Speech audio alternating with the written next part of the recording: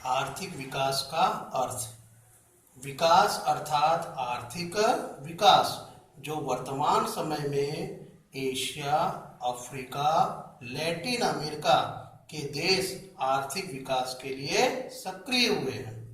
आर्थिक विकास एक प्रक्रिया है जो सतत चलने वाली प्रक्रिया है और आर्थिक सुख प्राप्त करने का साधन है। अब इसके बाद आर्थिक विकास को और विस्तार से हम लोग समझेंगे। ठीक है। आर्थिक विकास के दौरान वास्तविक राष्ट्रीय आय एवं वास्तविक प्रति व्यक्ति आय बढ़ती है। आर्थिक विकास ये सिर्फ परिमाणात्मक परिवर्तन नहीं है, उसमें आय में वृद्धि के साथ साथ कई गुणात्मक परिवर्तन भी होते हैं। अर्थात परिमाणात्मक परिवर्तन में मात्र देश की राष्ट्रीय आय बढ़ती है, लेकिन लोगों के जीवन स्तर में, गरीबी बेरोजगारी में कोई परिवर्तन नहीं होता। जबकि गुणात्मक परिवर्तन के दौरान देश की राष्ट्रीय आय भी बढ़ती है, प्रति व्यक्ति आय भी बढ़ती है और देश की बेरोजगारी, गरीबी में भी कमी आती है। विकास यह वृद्धि की तुलना में, इसे हम आर्थिक विकास कह सकते हैं और आर्थिक वृद्धि। तो आर्थिक विकास या आर्थिक वृद्धि की तुलना में विशेष है या बहुमुखी प्रक्रिया है। विकास की प्रक्रिया के दौरान देश की आर्थिक और सामाजिक ढांचा बदलता है। आर्थिक प्रगति के साथ साथ सामाजिक क्षेत्र में भी प्रगति होती है। तो इस तरह से आपने देखा कि आर्थिक वृद्धि जो है मात्र उत्पादन में वृद्धि करता है, जबकि आर्थिक विकास उत्पादन के साथ साथ गरीबी बेरोजगारी को भी घटाता है। चलिए अब हम शुरुआत करते हैं आर्थिक विकास की परिभाषाएं। तो चलिए सबसे पहले हम लोग परिभाषा लेते हैं। माइकल टोडेरो के मतानुसार आर्थिक विकास यह बहुपरिमाणीय प्रक्रिया है। जे.एन.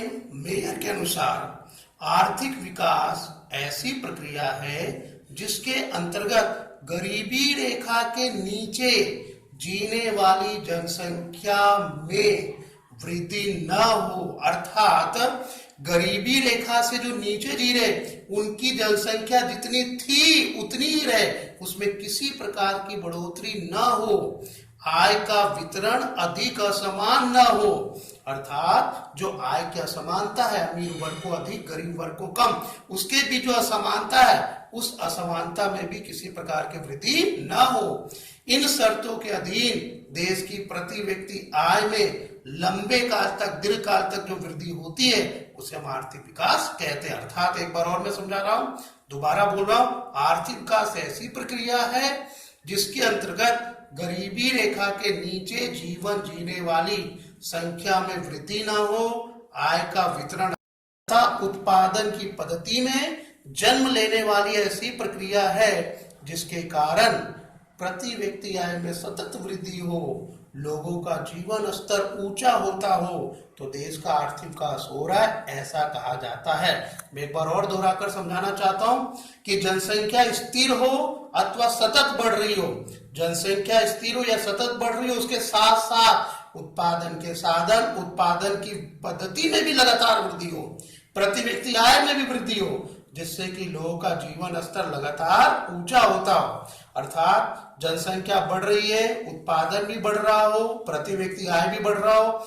लोगों के जीवन स्तर में सुधार हो रहा हो, तो उसे हम आर्थिक विकास कहते हैं। 3 नंबर का प्रश्न में ले जा रहा हूं, आर्थिक विकास के लक्षण, जिसे हम कहते हैं आर्थिक विकास के लक्षण। इसमें कुल मिलाकर 7 लक्षण दिए गए। सबसे पहले हम लोग लक्षण की शुरुआत करते हैं। अब चलिए ध्यान से देखिएगा आर्थिक विकास के लक्षण। सबसे पहला लक्षण हम देखते हैं आर्थिक विकास के लक्षणों में।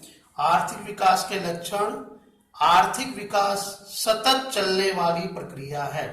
प्रथम लक्षण है आर्थिक विकास सतत चलने वाली प्रक्रिया है। आर्थिक विकास की प्रक्रिया निरंतर निश्चित दिशा में निरंतर निश्चित दिशा में धीमी परंतु मजबूत प्रक्रिया। निरंतर, ये लगातार चलती रहती है, धीमी गति क्यों ना हो लेकिन लगातार चलती है। किसी भी देश में विकास की प्रक्रिया शुरू करने का काम सरल है परंतु उसको बनाए रखने का कार्य मुश्किल है। अर्थात किसी भी कार्य को शुरू करना बिल्कुल आसान है लेकिन उसे लंबे समय तक बनाए रखना यह बहुत ही कठिन माना जाता है। तो ये चीज बताई गई है कि आर्थिक विकास एक सतत चलने वाली प्रक्रिया है जो लगातार चलती रहती है, ठीक है, धीमी गति से चलती है लेकिन मजबूत प्रक्रिया के रूप में बढ़ती रहती है। दूसरा देखते हैं, परिमाणात्मक एवं गुणात्मक परिवर्तन होता है। आर्थिक विकास में उत्पादन वृद्धि अर्थात परिमाणात्मक, मात्र उत्पादन में वृद्धि हो तो क्या कहेंगे, परिमाणात्मक। जबकि संशोधनों द्वारा वस्तु की गुणवत्ता में सुधार हो तो उसे कहते हैं गुणात्मक परिवर्तन। फिर से बता रहा हूं, आर्थिक विकास परिमाणात्मक एवं गुणात्मक परिवर्तन में देखने को मिलता है। आर्थिक विकास में मात्र उत्पादन में वृद्धि हो तो परिमाणात्मक, संशोधन करके वस्तुओं की गुणवत्ता में सुधार हो तो उसे गुणात्मक परिवर्तन कहते हैं। तीसरा, मांग में परिवर्तन होता है। विकास होने से लोगों की आय लगातार क्या होती है, बढ़ती है, उनकी रुचि बदलती है जिसके परिणाम स्वरूप मांग बदलता है। इसे मैं और भी समझाने की कोशिश कर रहा हूं। जैसे विकास होगा यानी लोगों की प्रति व्यक्ति आय में क्या होगी, बढ़ोतरी होगी। लोगों की प्रति व्यक्ति आय बढ़ेगा, लोगों की प्रति व्यक्ति आय बढ़ेगी तो लोगों का जीवन स्तर भी बढ़ेगा, लोगों की आवश्यकताएं भी बढ़ेगी और लोगों की जब आवश्यकताएं बढ़ती है तो जो मांग है बाजार में उसकी मांग है वह मांग भी क्या होता है, बढ़ता है।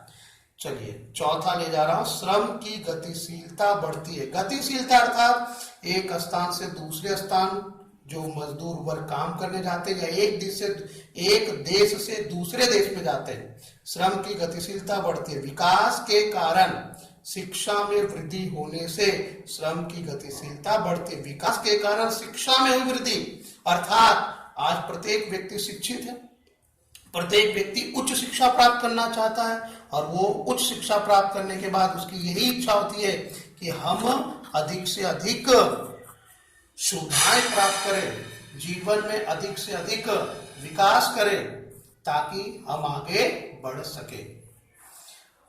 पांचवा नंबर आता है, पूंजी सर्जन में वृद्धि होती है। पूंजी सर्जन, जब देश का विकास होगा तो लोगों की आय बढ़ती है, लोगों की आय बढ़ती है तो लोगों की मांग बढ़ती है, लोगों की मांग बढ़ती है तो उस मांग को पूरा करने के लिए नए नए साहसकर्ता आगे आते हैं, मतलब नए नए उद्योग विकसित होते हैं जिससे पूंजी का भी सर्जन होता है। सर्जन मतलब पूंजी का निर्माण होता है, पूंजी निवेश भी बढ़ता है। पांचवा, पूंजी सर्जन में वृद्धि होती है।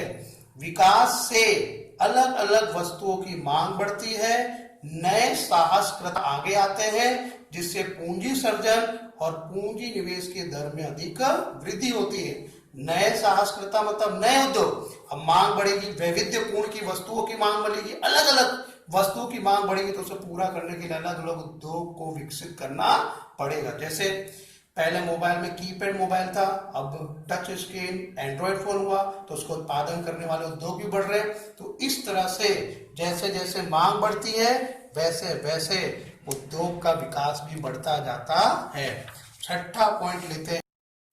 छठा, टेक्नोलॉजी में परिवर्तन होता है। जैसा मैंने कहा कि देश के रहने वाले प्रजाओं की मांग में वृद्धि होती है, वैविध्यपूर्ण चीज वस्तुओं की मांग बढ़ती है जिसे उत्पादन करने के लिए नए नए उद्योगों का सर्जन होता है। नए नए उद्योग नई नई टेक्नोलॉजी का उपयोग करते हैं।